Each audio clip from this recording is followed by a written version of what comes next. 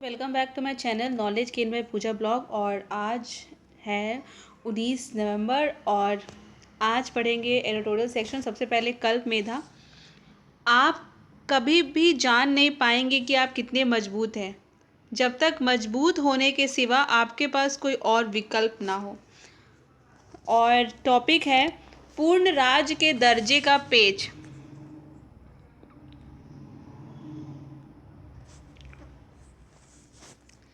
दिल्ली को पूर्ण राज्य बनाने का मुद्दा कोरोना महामारी के दौर में भले कमजोर पड़ता दिखा हो, लेकिन जैसे ही महामारी का जोर कम पड़ेगा, दिल्ली पर शासन कर रही आम आदमी पार्टी इसे फिर से प्रमुख मुद्दा बनाने में जुट जाएगी।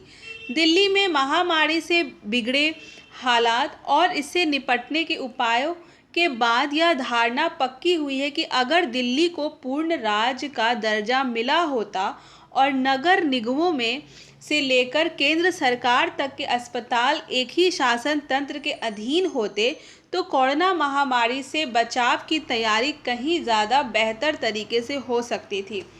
नगर निगमों की स्वायत्तता के कारण एक सीमा के बाद दिल्ली सरकार इनमें हस्तक्षेप नहीं कर पा रही है।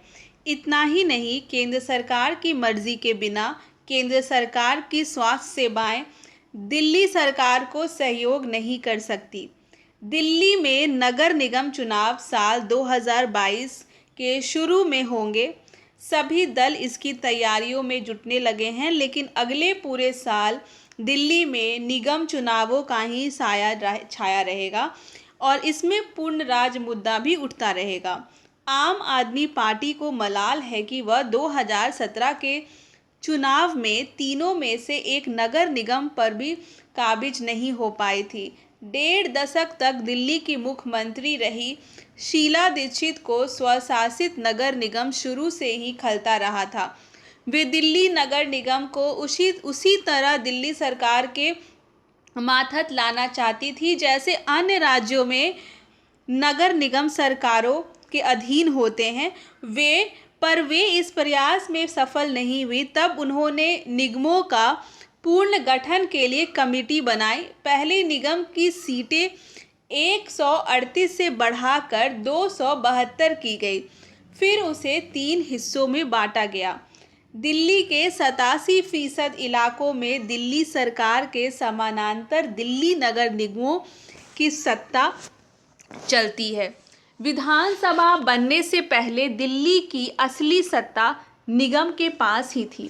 बाद में बिजली, पानी, दमकल, होमगार्ड, सीवर, बड़ी सड़कें आदि अपने अधीन करके दिल्ली सरकार ताकतवर बनी। बावजूद इसके आज भी गृह पर लाइसेंस, प्राथमिक स्वास्थ्य सहित कुछ बड़े अस्पताल, प्राथमिक विद्यालय, पार्किंग आदि निगमों के अधीन है। 3 निगमों में से 2 पूर्वी और उत्तरी अपने खर्चे का बोझ नहीं उठा पा रहे हैं। इसलिए आए दिन दिल्ली सरकार और निगमों में पैसे की लड़ाई चलती रहती है। कोरोना काल में यह लड़ाई और तेज हो गई है। दिल्ली के विकास साथ साथ यहाँ की प्रशासनिक व्यवस्था भी बदलती गई।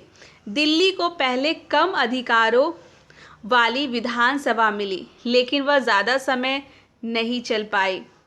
सन 1957 में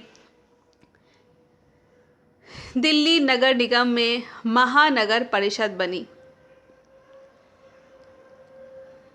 जब से दिल्ली सरकार में आप सरकार काबिज हुई है, तब से अधिकारों का मुद्दे को लेकर भी विवाद गहराए हैं। इसमें कोई शक नहीं है कि दिल्ली को विधानसभा देते समय जिस तरह के हर मुद्दे पर बहस होनी चाहिए थी, वह नहीं हुई। तभी अनेक सेवाएं विधानसभा ने प्रस्ताव करके निगम में ले ली। पुलिस, जमीन और सेवाएं आरक्षित विषय होने के सरकार को दैनिक कार्य करने में कठिनाई आती है।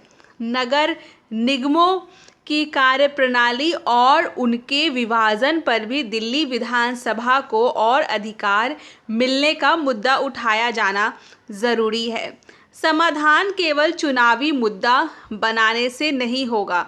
दिल्ली विधानसभा में 2 बार जीत का रिकॉर्ड बनाने वाली आपको लगातार 3 बार से निगमों में भाजपा की जीत ज़रूर परेशान करती होगी। पिछले कुछ चुनावों में आपने कांग्रेस की जगह लेकर उसे हाशिए पर पहुंचा दिया है, इसलिए आपका प्रयास किसी भी तरह निगमों के चुनाव जीतना होगा।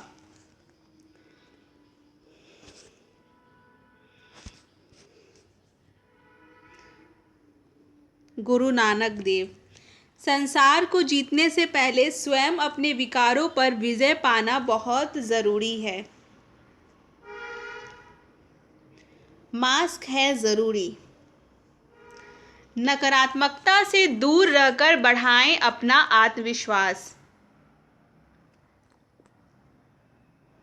आत्मविश्वास एक ऐसी चीज़ है जिसकी ज़रूरत हमें हर रोज़ होती है। आप चाहे जो भी काम करते हो, किसी भी पेशे या व्यापार में हो, काम को ठीक ढंग से पूरा करने के लिए हमें आत्मविश्वास की आवश्यकता होती ही है। आत्मविश्वास बिल्कुल हमारी मांसपेशियों की तरह ही होता है। जैसे मांसपेशियों का आप जितना अधिक उपयोग करेंगे उनकी मजबूती उतनी ही ज़्यादा होगी, वैसे ही एक बार आत्मविश्वास के साथ काम करने के बाद यह बढ़ता ही जाता है। हालांकि आत्मविश्वास का प्राप्त करना शुरुआत में बेहद कठिन होता है, लेकिन एक बार यह आपके पास आ गया तो आप कठिन से कठिन कार्य आसानी से कर सकते हो। इसे प्राप्त करने के लिए आपके लिए इन उपायों को अपना सकते हैं। अपने कार्य को पूरा करें। आत्मविश्वास धीरे धीरे बढ़ता है और इसी शुरुआत कार्यों को सही ढंग से पूरा करने से होती है।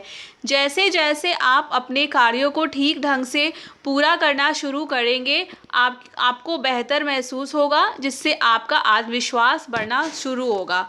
सकारात्मक सोच वालों के साथ रहें। अगर आपके जीवन में ऐसा कोई है जो आपको हमेशा कमतर आंकता है और हमेशा नकारात्मक बातें करता है, तो ऐसे व्यक्ति से दूर रहें। हमेशा ऐसे लोगों के साथ रहें जो आपके बारे में सकारात्मक सोच रखते हैं। अगर वे ऐसे ही व्यवहार जारी रखते हैं तो उनसे आगे बढ़ने की ज़रूरत है। इससे आपका आत्मविश्वास दिनों दिन बढ़ता जाएगा। खुद को कमतर ना आके। अक्सर हम अपने बारे में जो धारणा बनाते हैं वह हमारी क्षमताओं से बहुत कम होती है। ऐसा बिल्कुल ना करें।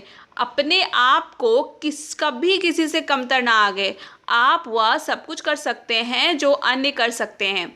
आपके अंदर ही बहुत सारी क्षमताएं हैं और जो क्षमताएं नहीं हैं उन्हें आप विकसित कर सकते हैं। इस सोच के साथ आपके आत्मविश्वास में वृद्धि होगी। निडर रहें। अपना काम करते हुए हमेशा निडर रहें। अगर आपने कोई गलती नहीं की है तो डरने की कोई आवश्यकता नहीं है, और कई बार हम डर की वजह से काम में गलती कर देते हैं और इससे हमारा आत्मविश्वास डगमगा जाता है। आत्मविश्वास कम होने से कार्यों में गलती होने की आशंका बढ़ जाती है, इसलिए निडर होकर काम करें।